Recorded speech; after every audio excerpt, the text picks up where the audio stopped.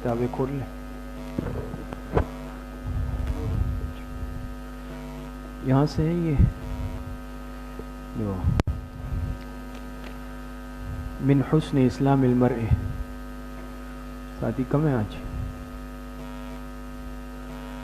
بسم اللہ الرحمن الرحیم. قال رسول اللہ صلی اللہ علیہ وسلم من حسن اسلام المرء ترکہ ما لا یعنیہ. ترجمہ سنیں. جناب نبی کریم صلی اللہ علیہ وسلم کا ارشاد مبارک ہے من حسن اسلام المرء، انسان کے ایمان کی خوبی میں سے یہ بات شامل ہے یا انسان کے اسلام کے بہترین ہونے کی یہ علامت ہے کہ ترکہ ما لا یعنیہ، کہ وہ لا یعنی کاموں کو چھوڑ دیتا ہے. پھر سے ترجمہ سنیں. من حسن اسلام المرء، انسان کے ایمان کی خوبی میں، اسلام کی خوبی میں یہ بات شامل ہے کہ ترکہ ما لا یعنی، وہ چھوڑ دیتا ہے ان کاموں کو جو لا یعنی ہوتے ہیں، بیکار ہوتے ہیں. ترجمہ سمجھ میں آیا؟ بہت ہی جامع حدیث ہے. یعنی یہ کامل ایمان کی علامت ہے، ایمان کی علامت ہے. کامل جو ہے مومن ہونے کی علامت ہے کہ ایسا انسان لا یعنی کاموں سے دور رہتا ہے. اب لا یعنی کسے کہتے ہیں؟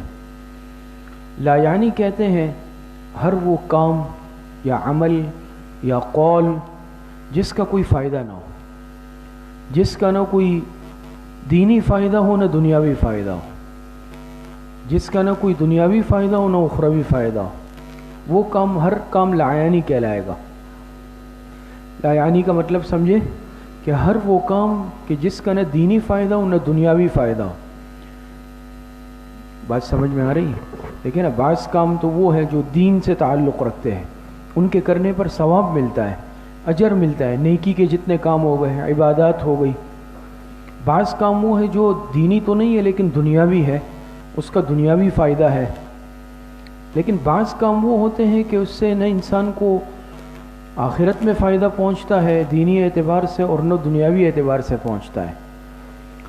تو انسان کے کامل مومن ہونے کی، بہترین مسلمان ہونے کی علامتوں میں سے یہ بھی ہے کہ وہ لا یعنی کاموں کو چھوڑ دیتا ہے، کہ جس کام میں وقت ضائع ہو، بیکار کام جسے کہتے ہیں نا، چاہے وہ کام ہو، چاہے وہ بات ہو، چاہے وہ گفتگو سے تعلق رکھتی ہو، چاہے وہ عمل سے تعلق رکھتا ہو، وہ کوئی بھی ایسا عمل نہیں کرتا. یعنی بالفاظ دیگر جسے ہم کہتے ہیں نا کہ اپنا وقت قیمتی بنانا. ایک کامل مومن اور خوبصورت ایمان والا انسان اپنے اوقات کی حفاظت کرتا ہے. بات سمجھ میں آ رہی ہے؟ حدیث مبارکہ میں آتا ہے، جناب نبی کریم صلی اللہ علیہ وسلم نے ارشاد فرمایا نعمتان مغبون فیہما کثیر من الناس. اللہ پاک کی دو نعمتیں ایسی ہیں کہ اکثر لوگ اس کے متعلق دھوکے میں پڑے ہوئے ہیں. الصحت والفراغ، ایک ہے صحت کی نعمت، دوسری ہے فراغت کی نعمت. فراغت یعنی وقت کی قدر آج ہم نہیں کرتے.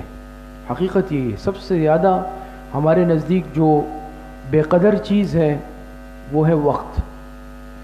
اب کتنا وقت ہمارا جو ہے بیکار باتوں میں یا بیکار کاموں میں گزرتا ہے. بہت ساری چیزیں اس میں داخل ہیں. کاموں سے متعلق آپ دیکھ لیں تو ہم بیٹھ جائیں گے، مجلسیں جم جائیں گی، بیکار کی گفتگو، یعنی وہ گفتگو جس کا نہ تعلق دین سے ہے، نہ دنیاوی فائدے سے ہے، نہ کام کی بات ہے. گپ شپ کی مجلسیں لگانا، اس کا تعلق بات سے ہے، گفتگو سے ہے. بیکار کی باتیں کرنا، فضول کی گپ شپ لگانا، کہ جس کا ایک تو یہ کہ دین کی بات ہے، دین کی بات ہے، نیکی کی بات ہے، فائدے کی بات ہے، کوئی علم کی بات ہے جس سے علم میں اضافہ ہوتا ہے، وہ الگ باتیں ہیں. یا پھر یہ ہے کہ دنیاوی ایسی بات ہے کہ جس میں دنیا کا بھی فائدہ ہے، ایسے کوئی ضروری کام کی باتیں ہوتی ہیں، بہت سارے معاملات ہوتے ہیں.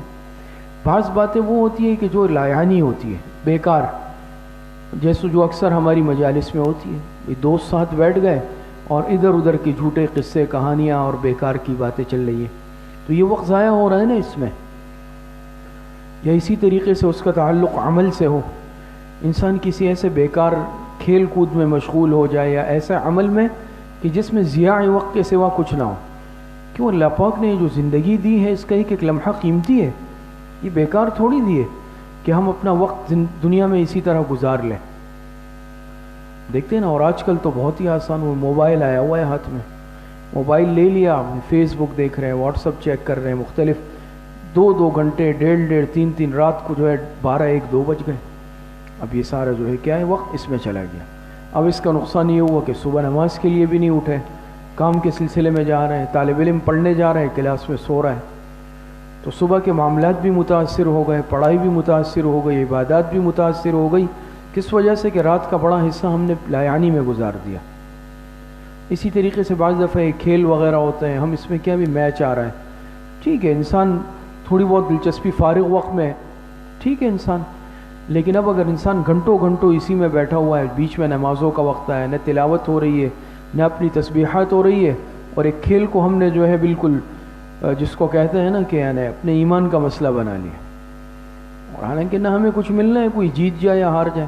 ٹھیک ہے، حب الوطنی ضروری ہے کہ انسان اپنے وطن سے محبت رکھے، جیت کے لیے دعا کرے، لیکن اس کو بالکل ایک ایمان اور کفر کا مسئلہ بنا لینا یا اس کے لیے پورا دن ضائع کرنا، اپنے اعمال کو چھوڑ دینا، عبادات کو چھوڑ دینا، تعلیم کو چھوڑ دینا، یہ پھر لا یعنی میں آ جائے گا.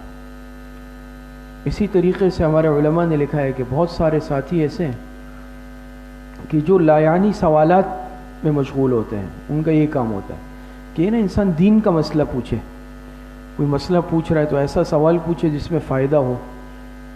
دین کا مسئلہ پوچھا، فقہ کا مسئلہ پوچھا، حلال حرام کا مسئلہ پوچھا، اپنی نماز صحیح کرنے کی فکر ہو، قرآن صحیح کرنے کی فکر ہو.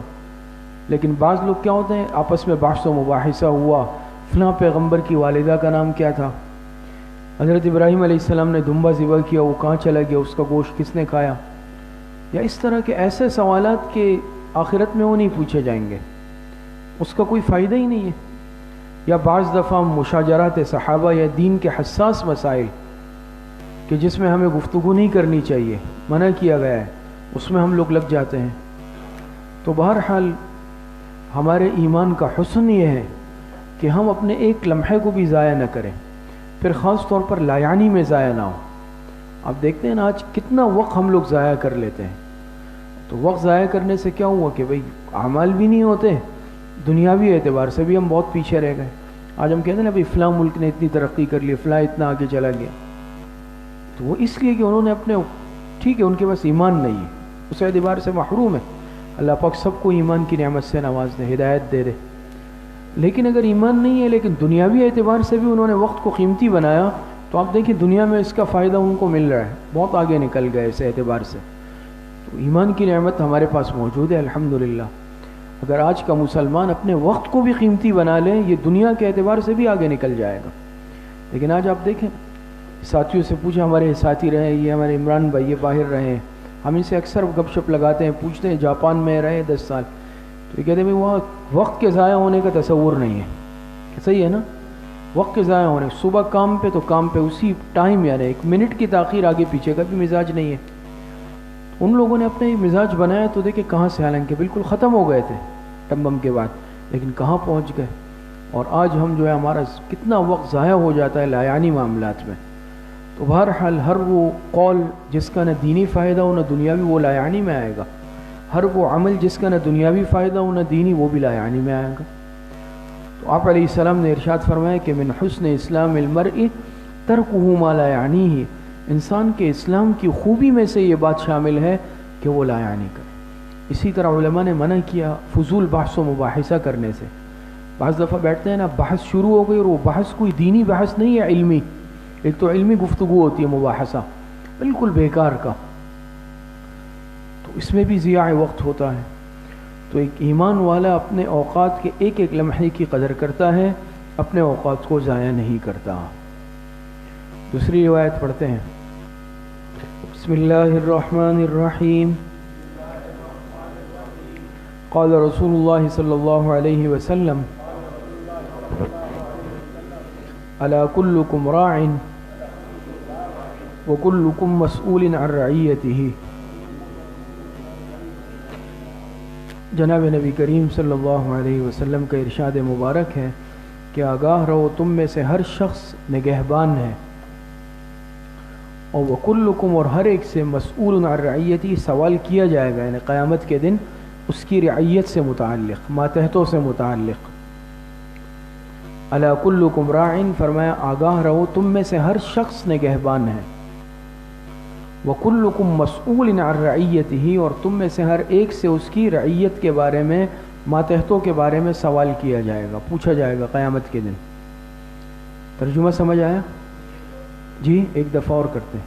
الا کلکم راعٍ، آگاہ رہو تم میں سے ہر شخص کیا ہے؟ نگہبان ہے، نگران ہے۔ وکلکم مسئول عن رعیتہ، اور تم میں سے ہر ایک سے سوال کیا جائے گا، پوچھا جائے گا اس کی رعیت کے بارے میں، یعنی ماتحتوں کے بارے میں، ٹھیک ہے؟ یعنی ہر انسان اپنے درجے میں نگہبان ہے، نگران ہے۔ آج تو ہم زیادہ سے زیادہ یہ سمجھتے ہیں کہ بھئی وہی ہے جس کے پاس کوئی عہدہ ہو، بس قیامت کے دن اس سے پوچھو گی، جس کے پاس کوئی دنیاوی منصب عہدہ ہے یا سرکاری عہدہ ہے۔ اور باقی اگر ہم عام آدمی ہیں، میں عام آدمی ہوں تو میں سمجھتا ہوں بھئی میری ماتحتی میں تو کوئی نہیں آ رہا، مجھ سے نہیں پوچھا جائے گا۔ ایسا نہیں ہے۔ اگر کوئی عالمی طور پر عہدہ رکھتا ہے تو اس سے پھر اس اعتبار سے سوال کیا جائے گا۔ کوئی ایک ملک کا صدر یا وزیر اعظم ہے تو پوری رعایا اس کی ماتحتی میں آتی ہے، کسی کے ساتھ معمولی بھی زیادتی یا انصافی ہوگی قیامت کے دن اس سے پوچھو گی، سب کی، کروڑوں عوام کی۔ کوئی ایک صوبے کے اعتبار سے اختیار رکھتا ہے، کوئی شہر کے اعتبار سے رکھتا ہے، جتنے ماتحتی میں آئیں گے سب کے بارے میں پوچھا جائے گا۔ بھئی خیال رکھا نہیں رکھا، کسی کو پریشانی ہوئی تو بھئی اس کی اس سے پوچھو گی۔ لیکن صرف اس تک محدود نہیں ہے کہ ہم کہیں صرف بھئی جو حکمران ہے یا جو عہدے دار ہے، بلکہ اگر میں ایک ادارہ چلاتا ہوں، تعلیمی ادارہ چاہے چلاتا ہوں، مدرسہ ہے، اسکول ہے، کالج ہے، یونیورسٹی ہے، کوئی ادارہ ہے، اس میں جتنے طلبہ ہیں اس کی مسئولیت مجھ سے ہوگی، جو ادارے کا بڑا ہے اس سے ہوگی۔ کوئی فیکٹری کارخانے کا مالک ہے جو اس کی ماتحتی میں آتے ہیں، اس کی مسئولیت اس سے ہوگی۔ یہاں تک کہ جو انسان اپنے گھر کا سربراہ ہے، اس اعتبار سے دیکھیں ہر انسان تقریباً کیا ہے، اس میں آتا ہے مسئولیت میں، چاہے اس کے پاس کچھ بھی نہیں ہے، نہ کوئی عہدہ ہے دنیاوی، نہ کوئی کارخانہ ہے، نہ اس لیکن گھر کا تو سربراہ ہے نا، بیوی بچے اس کے ماتحت ہے، تو اس کے بیوی بچوں کے متعلق اس سے قیامت کے دن پوچھا جائے گا۔ آج بعض دفعہ میں کہتے ہیں نا کہ بھئی چلے میں خود تو نمازی ہوں اور نماز روزے کا تلاوت کا پابند ہوں، لیکن بچے نافرمانی کر رہے ہیں، بچے جو ہے گناہ کا ارتکاب کر رہے ہیں۔ میں کہتا ہوں بھئی سنتے نہیں ہیں بچے، تو صرف اس جملے سے جان نہیں چھوٹے گی کہ بھئی سنتے نہیں ہیں۔ ہم نے کتنی کوشش کی، ہم نے تربیت کیا کی، تعلیم کیا دی، ہم نے تربیت کیا کی، ہم نے ماحول کیا فراہم کیا، یہ پوچھا جائے گا۔ اب اگر ماحول میں نے فراہم نہیں کیا، بس صرف میں اتنا کہہ دوں بھئی نہیں کرو بیٹا نہیں کرو، بس بھئی میں نے تو بول دیا، بری ذمہ ہو گیا، ایسا نہیں ہوگا۔ یہ بات سمجھ میں آ رہی ہے؟ تو ہر انسان جو اس کی ماتحتی میں جس درجے کے حدود ہے، قیامت کے دن اس درجے کا اس سے سوال کیا جائے گا۔ بات سمجھ میں آ رہی ہے؟ حضرت عمر رضی اللہ تعالیٰ عنہ کا مشہور مقولہ آپ حضرات نے سنا ہوگا نا کہ دریائے فرات کے کنارے اگر بکری کا بچہ بھی مر گیا تو عمر سے اس کے بارے میں پوچھا جائے گا۔ بات سمجھ میں آ رہی ہے؟ تو الا کلکم راعٍ، تم میں سے ہر شخص نگہبان ہے، ہر شخص، وکلکم مسئول عن رعیتہ، اور ہر ایک سے اس کی رعیت کے بارے میں پوچھا جائے گا، چاہے اس کی ماتحتی میں ایک فرد ہو، چاہے اس کی ماتحتی میں 1 ارب افراد ہو۔ بس یہ فرق ہے کسی کی مسئولیت زیادہ ہے، کسی کی کم ہے، کسی کے ماتحتی میں کم افراد ہے، کسی کے ماتحتی میں زیادہ ہے، کسی کے ماتحتی میں ایک گھر کے افراد ہے، کسی کے ماتحتی میں پورا ملک ہے، کسی کے ماتحتی میں پورے شہر ہے۔ لیکن یہ بات یاد رکھیں کہ یہ بہت ہی حساس معاملہ ہے کہ انسان اگر کسی ذمہ داری پر آتا ہے، کسی منصب پر آتا ہے، کسی عہدے پر آتا ہے، یا انسان کسی تنظیم کا بڑا بنتا ہے، کسی جماعت کا بڑا بنتا ہے، چاہے وہ کوئی سیاسی تنظیم ہے، مذہبی تنظیم ہے، یا علاقے کے اعتبار سے کوئی اس طرح کی جماعت ہے، تو جب انسان بڑا بنتا ہے تو یہ بھی ذہن میں رکھیں کہ پھر انسان سے مسئولیت بھی ہوگی۔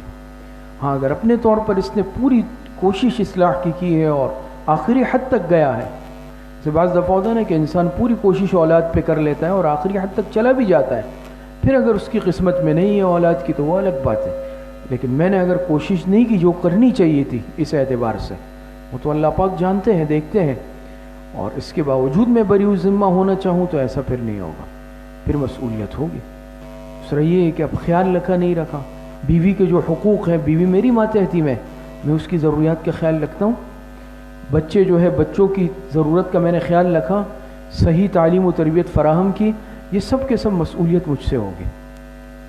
بات سمجھ میں آ رہی ہے نہیں آ رہی ہے؟ یہ اب بعض دفعہ یہ ہے کہ صحیح تربیت نہیں ہوئی، بچہ جو ہے کیا ہے بھائی، اس نے چوری شروع کر دی، ماں باپ نے کہا چلے کوئی بات نہیں بچہ ہے، یاد رکھیں اگر اس طرح کی کیفیت کے بچہ ہے وہ چور سے عالمی ڈاکو بن جائے گا۔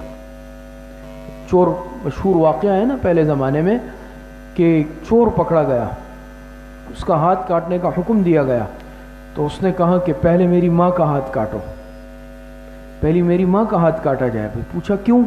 کہا اس لیے کہ میں چھوٹا تھا، میں نے ایک دن ایک معمولی سی چوری کی، میری ماں نے مجھے منع نہیں کیا، حوصلہ افزائی کی، پھر اس کے بعد آہستہ آہستہ آہستہ کرتے کرتے میں ڈاکو بن گیا، آج میں پکڑا گیا ہوں۔